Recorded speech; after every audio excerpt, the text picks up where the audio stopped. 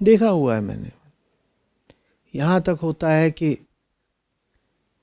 जवान लोग हैं, किसी परीक्षा वगैरह की तैयारी कर रहे हैं, प्रतियोगी परीक्षा, नौकरी वगैरह के लिए, और उन्हीं दिनों घर में बहन की शादी का मुहूर्त निकाल दिया गया। माँ बाप भी जबरदस्त होते हैं। लड़के के मेंस का एग्ज़ाम है, उससे वो 1 महीने पहले बिटिया का मुहूर्त निकाल देते हैं। और फिर तो भाई में अदम्य भ्रातृत्व जग उठा।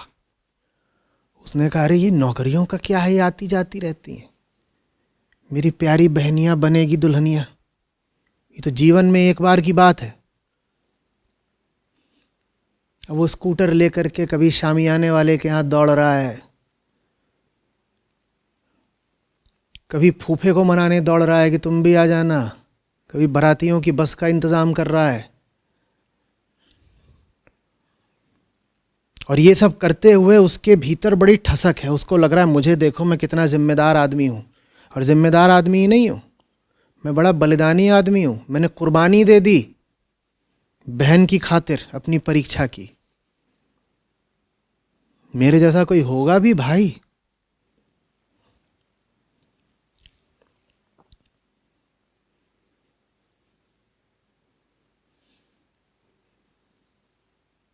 देवियाँ होती हैं,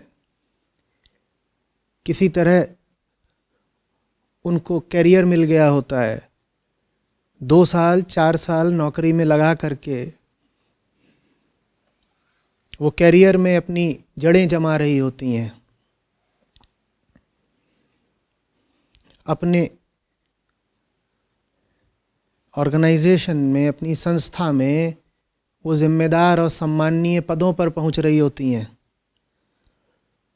तो पतिदेव को खुजली मचती है, वो उन्हें गर्भ का तोहफा दे देते हैं।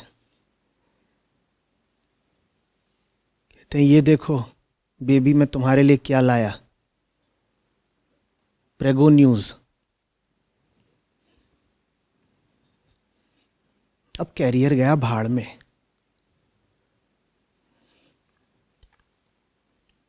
भीतर की पुरातन भारतीयता जागृत हो जाती है कि कैरियर वगैरह तो सब रुपए पैसे की बात है, अब तो मैं मां बनूंगी। बन लो।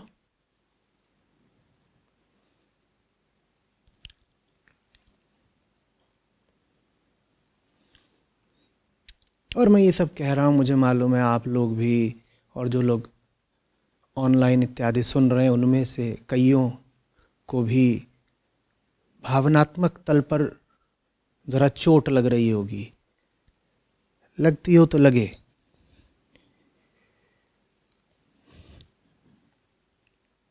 पर मेरे इस कथन से अगर 2-4 लोगों की भी ज़िंदगी बच सके तो मेरा कहना सार्थक हुआ।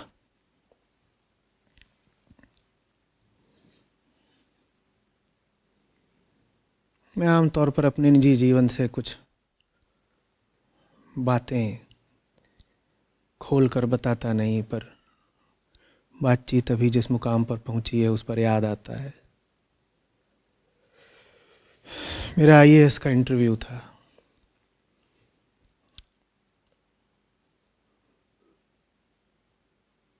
मेरे ख्याल 10 मई को तय था। मेरे माता पिता गए हुए थे मेरे ननिहाल की तरफ। दूर है, करीब 800,000 किलोमीटर। इंटरनेट का ज़माना नहीं था, ना एंड्रॉयड फ़ोन का। इंटरनेट के नाम पर ईमेल चलती थी, याहू चैट चलता था, बस इतना ही।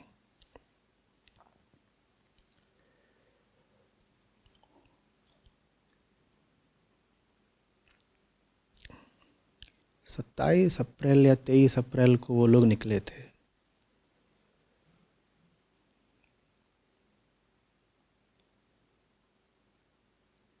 और मेरे घर में ऐसी कोई प्रथा नहीं थी कि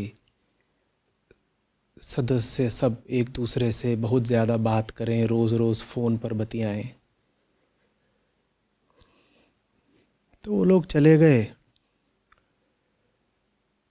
2 हफ्ते बाद मेरा आईएएस का इंटरव्यू था। मैं इंटरव्यू खुद ही गाड़ी उठाकर गया। शाहजहां रोड कमीशन की बिल्डिंग में पार्क करी, इंटरव्यू दिया, वापस आ गया। जब वापस आता हूँ तो देखता हूँ मेरे माता पिता खड़े हुए हैं। ऊपर से लेके नीचे तक पट्टियों से बंधा हुआ शरीर।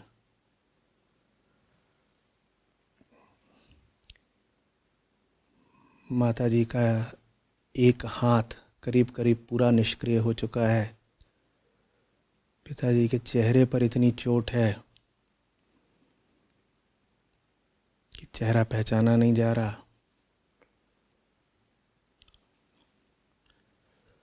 दो हफ्ते पहले ही उनका ज़बरदस्त रोड एक्सीडेंट हुआ था जब वो घर से निकले थे।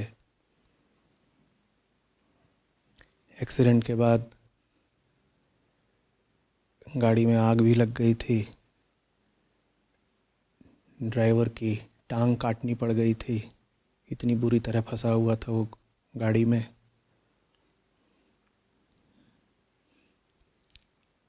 दो हफ्ते तक ये लोग अस्पताल में पड़े रहे, मुझे खबर नहीं होने दी।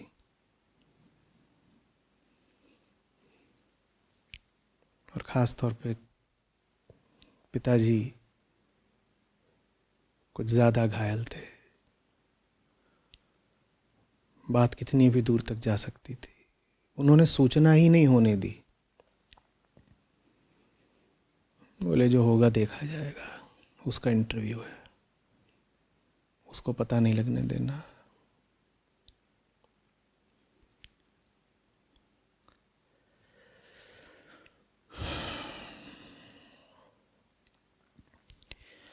मुझे नहीं मालूम कि मुझे यहाँ तक पहुँचाने में मेरे माता पिता का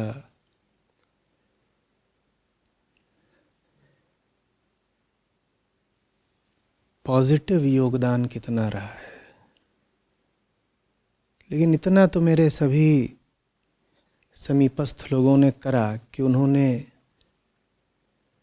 मेरे जीवन पर कभी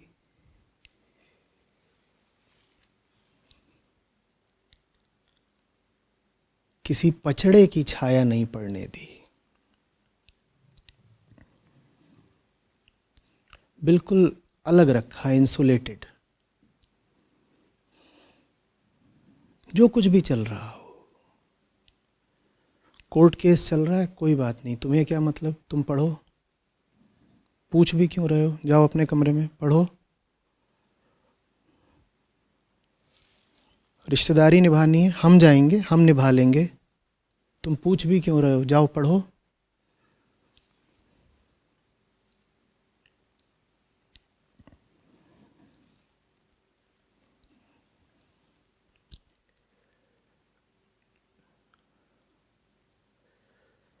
बहुत आसान होता और बहुत सामान्य, बड़ी साधारण बात होती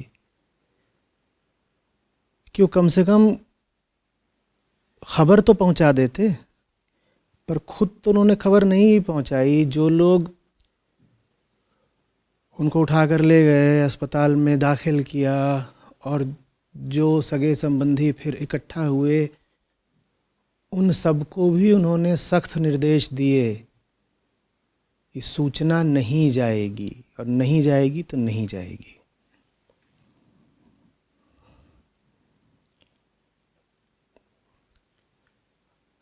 बच्चे को आगे बढ़ाने में आप कोई बड़ा योगदान दे पाए न दे पाए, कोई बात नहीं,